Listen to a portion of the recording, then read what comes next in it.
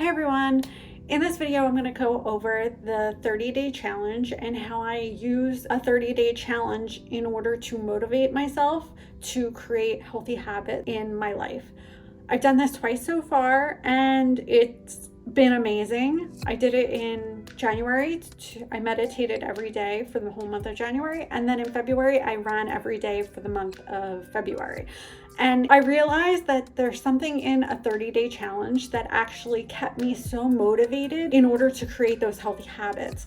And now I have continued to use them and continue to do those habits throughout. Now we're well into March and I'm still meditating, I'm still running, and actually changed my mindset and the way I frame and look at myself. I now consider myself a person that meditates and a person that runs. So I am a runner now. So that's pretty awesome. And I wanted to share how using something as simple as a 30-day challenge for yourself or a monthly challenge, because not every day has 30 days. Hello, Heather. How you could possibly kind of use a month challenge to push yourself and motivate yourself into creating a new healthy habit in your life. So yeah, let's get into it.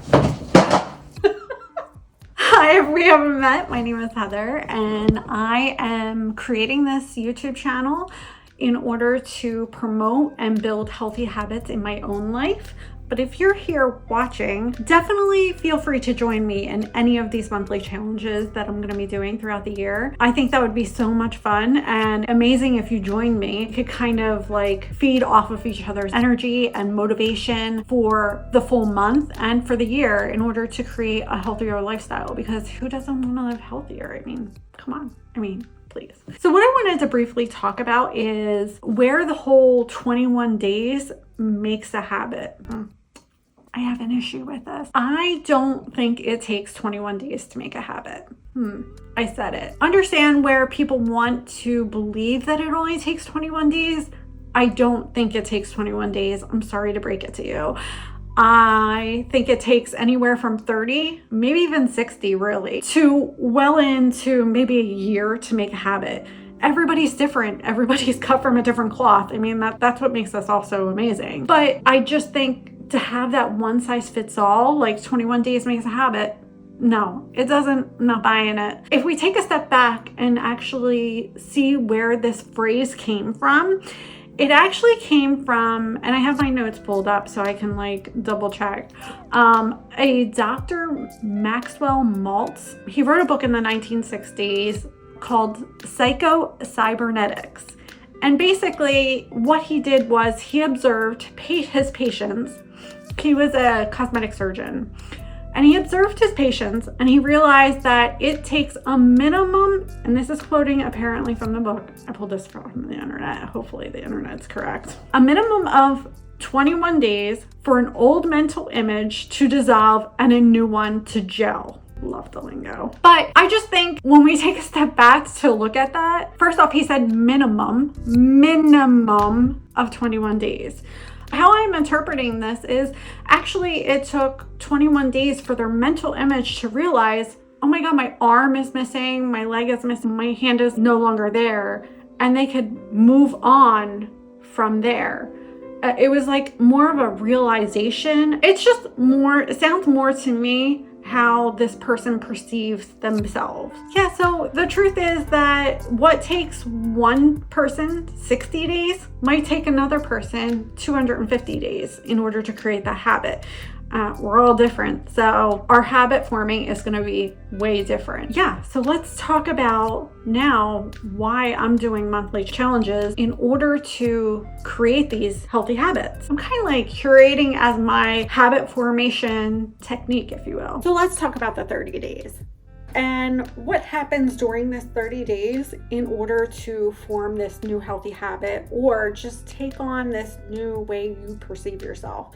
For example, if I were to run every day for a month, by the end of the month, I'm going to start to look at myself as a runner. I'm no longer a person that's just taking on a challenge for a month and I'm running for every day for a month. I'm actually now a runner. So what happens during the month that actually changes the way you perceive yourself? And I broke them down into 4 weeks because it's easier to look at the month within 4-week stages. Just keep in mind that, again, everybody's different. We're all different. So therefore, your week 1 might be a little longer than someone else's, or my week 2 might actually expand into week 3, and there might be some overlap there. So it's just kind of like a broad type of phases that I've broken the month into. That's how I perceive it when I took on my challenges. And I think it's a kind of a good way to look at it, because if you know what you're in for, you are able to take on that challenge a lot better. Because I will say my first month of meditating, and you wouldn't think it's not very physically hard, but had I known these stages going into it, I think I would have been a little more prepared. So I want to set you up for success over here. Week 1 is where this challenge is, or your new exciting habit that you want to create. It's just that. It's exciting. It's fun. You're excited every day to get up and do it. You're excited to check in with your accountability partner if you have one. It's just everything about it is there's this raw excitement around going into the new month, and you're just ready and you're full of motivation.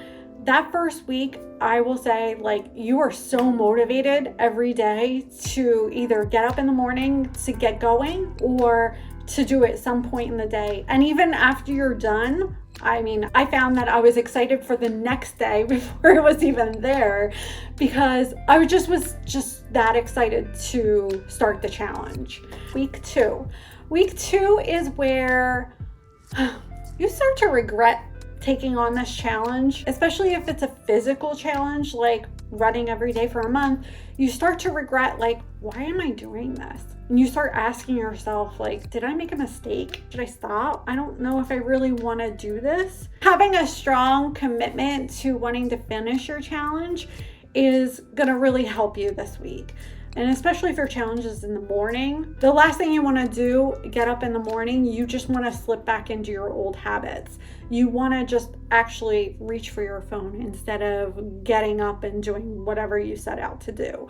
It's very easy to start to regret and want to regress, which gets me into week 3. So week 3 is all about you kind of get your confidence back. So this is where you're going into the 21 days that makes a habit. You're getting almost to that 21-day finish line. So you kind of feel this sense of confidence, and you're like, oh, I can do this. I can finish the week, because you're already halfway there.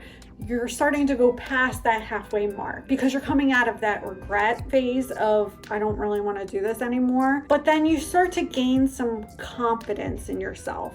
And I can't stress enough how much you should really remind yourself of why you're doing this and why you want to take on this challenge, and how amazing you're going to feel on the other end. Because after this week, you only have technically 1 week to go. You can do anything for 1 week. That's a no-brainer.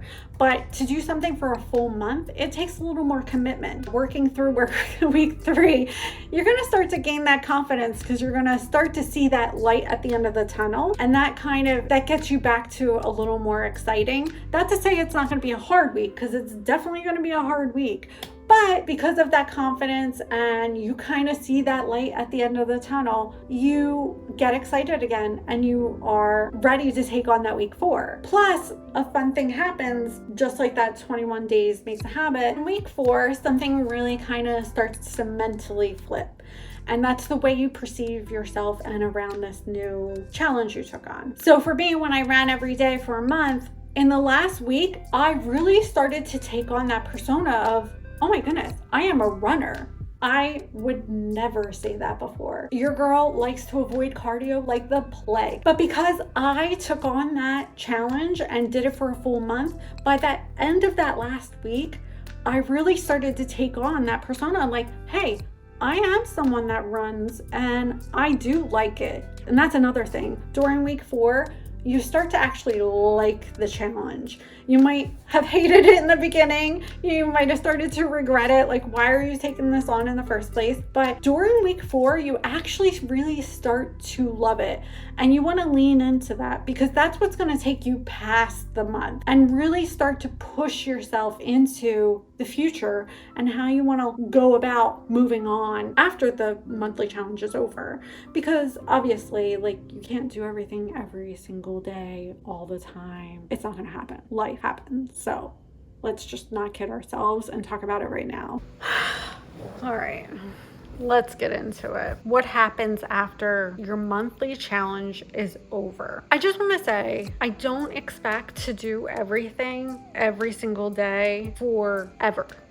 It's just not going to happen. Although the new habit has kind of become a part of me and is now part of my new life, like, I can confidently say I am a runner. I can confidently say I am someone that meditates. But I do value a day off. So just like forming this new habit in your life might be like walking into a new relationship where it was fun and exciting for that first 30 days. I mean, let's face it, if you go away for a weekend with your girls on a girls trip or friends trip, when you come back to your partner, you have that new appreciation for that person. And that could happen also with a habit. You might have to take 1 or 2 days off.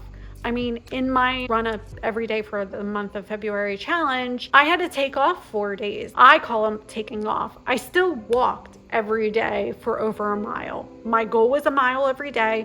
I forced myself to walk those days. I had to do that for 4 days because I got shin splints. I mean, that's just the nature of the beast. Things are going to happen. Life happens. So you can't obviously expect yourself do everything all the time every day. It's just not going to happen. Life happens. So walking into it and knowing that and giving yourself grace around it is going to change the game for you. Just allowing myself that grace has really changed the way I perceive how I look at habit. Just because you might not do something every single day doesn't mean it's not a habit in your life. Tracking. How are you going to track these habits?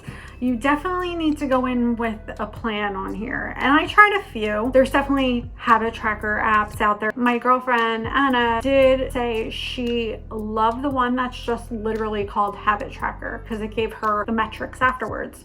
That's awesome. Like, if that's your jam, like, definitely go into it for something like that. Another thing is, I've definitely used the reminders app on my iPhone, like just setting a reminder every day. Now, if you skip a day, you still have to check it off, or it's not going to remind you the following day. So, or you'll just have a backlog of tasks that you need to check off. But that could be a motivator for you too, if you're checking off a task that you haven't completed technically, like, that could make you feel like, damn, I really need to get back on track. That could work for you too. Another thing I like to do, and I like to do these just for these monthly challenges, is I like a good old-fashioned planner. I love pen and paper. Let's keep it simple, where I can print out a little log and just make little check marks on it, like that I've done it. I kind of like it. I like taking it back to the basics. Call me crazy. When I walk past my dining room table and I see my tracker sitting there, like, I know I got to get it done. So, which kind of leads me into the next thing. I put together a 90-day goal getter planner. And inside of that planner, because the planner is made to map out goals, but inside that planner is actually a tracker page to do your challenges. So if you want to join me in any of these challenges, or you want to come up with your own challenge, definitely check it out. I'll leave a QR code up here so you can kind of scan it, so you have a copy for yourself, so you can join me along on these challenges. I'm really excited, and in the next video, I will be going over our first challenge together for April 2023. We got this. Once that video is uploaded, you can actually click it right here and just keep going, and I'll meet you on that side.